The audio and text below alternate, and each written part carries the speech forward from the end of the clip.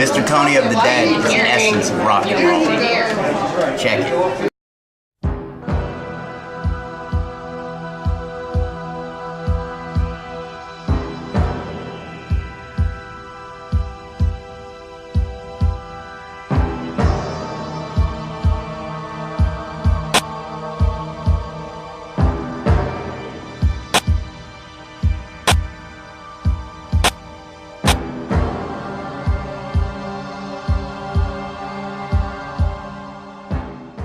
Hey everybody, what's going on? Mr. Tony of the Dead here, and I have another movie review for everybody out there. This one's on the movie called Billy Club.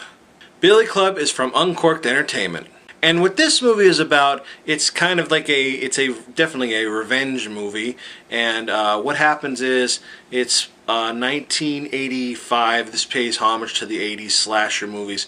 And what happens is, there's a baseball team, like a little league baseball team, and there's the one kid on their team. Yeah, I guess he's not really good at it, and they pick on him and stuff.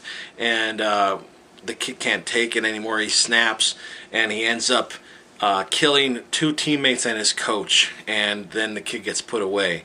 So now it's 15 years later, and there's a killer going around dressed in an umpire's uniform with a bat that has nails, not a spiked bat, but it has nails hammered into it, only come out one side, like a giant toothbrush almost, and a knife in the middle. And he's going around taking out all those members of the team that are alive yet. And what he does is he brutally kills them.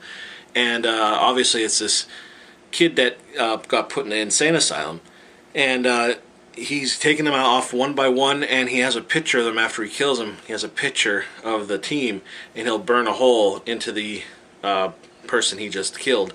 And he has I don't know what this thing is, but it rotates around, and it has numbers on it, and he'll heat up the numbers and burn that into the victim, and into the victim, like I just said, and that's their number on the uniform, which I thought was really cool. So the remaining members of the team that are still alive, they kind of meet up.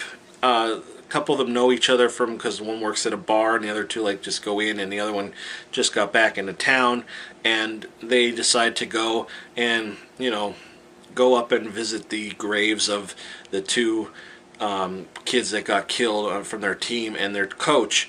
And what happens is they go up, and that's where the killer, he follows them and everything, and he, does his thing. There was a little bit of CGI in this, but it was pretty good CGI. It wasn't really even noticeable. There was a few things that somebody else had said about the CGI, and I didn't even notice it. But when he burns the numbers in, you can sort of see it. It's not bad. The weapon is awesome. I think if I had a weapon that I was going to go around and start killing people with, that's what I would use.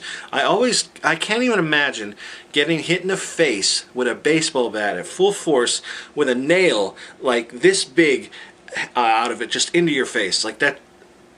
You better hope it just kills you on the first whack, because that's gotta hurt really bad. But yeah, the weapon was awesome. The knife coming out was really cool. The movie had a decapitation, which was actually really cool, and there was a total annihilation of a head, which was like a ooh kind of moment, like real brutal, and I really liked that. Before that though, there was a kill, and then it kind of was a little slow, but obviously you have to have a story to it, and this story was really good. I kind of knew who the killer was. I kind of figured it out, and then I thought, oh well, maybe it's not that person, maybe it's this person instead, and it kind of screws with your mind a little bit, and it kind of makes you second guess and third guess yourself, and it really did that to me, and I like that. It makes me keep guessing. The ending to this movie, I'm not saying what happens, but is really really dark and deep, and I thought it was awesome.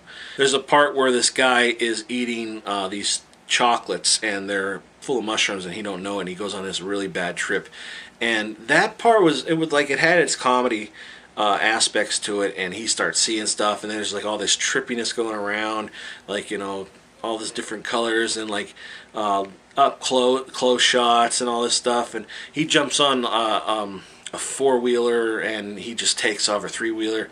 I think it was four, and he just takes off, and he's just screaming. Like, this movie did have some funny moments to it, so it wasn't like straight up. It wasn't a comedy at all, but it did break up the little bit of the slasherness to it, and it went all meshed together really well. I really enjoyed that a lot. The characters were all actually really likable. There's not one that I liked more than another. Well, maybe a little bit, but they're all fun characters. They all had, you know, some cheesy lines to it, and there was a lot of sexual jokes, like sexual innuendos, especially with baseball references, and I thought that was really funny. The actual look of the movie was really good too, and there was a lot of cool camera moments, like different mounts, like on the side of vehicles, so you could see like you're looking up at them, like you're at their shoes, like you're at their feet, and you see them and the front of the road. It was really cool looking like that. There's a lot of GoPro cameras you could tell in this that were a lot of fun to see, and there's a lot of underwater shots that were done very well, and you know, all around this was a solid slasher movie, and probably one of the best ones I've seen this year. Definitely worth a watch. Absolutely worth a watch. If you get a chance to watch this movie, check it out, and I'll put all the links below, and the trailer will be at the end. Everybody, I recommend this movie. I recommend you watch it, and that's it. So thanks everybody for watching, and I'll talk to you later. Bye.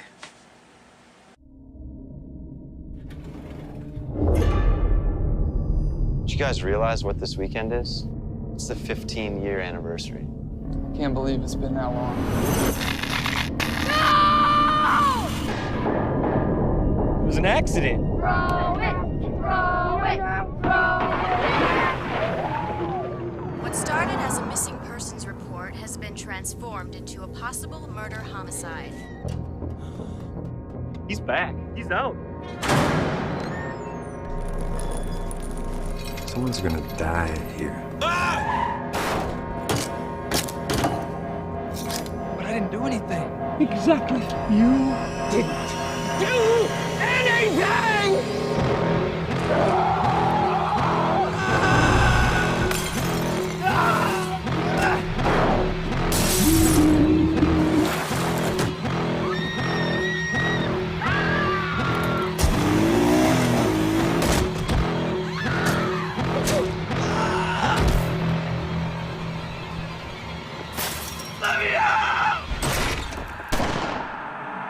You're not real!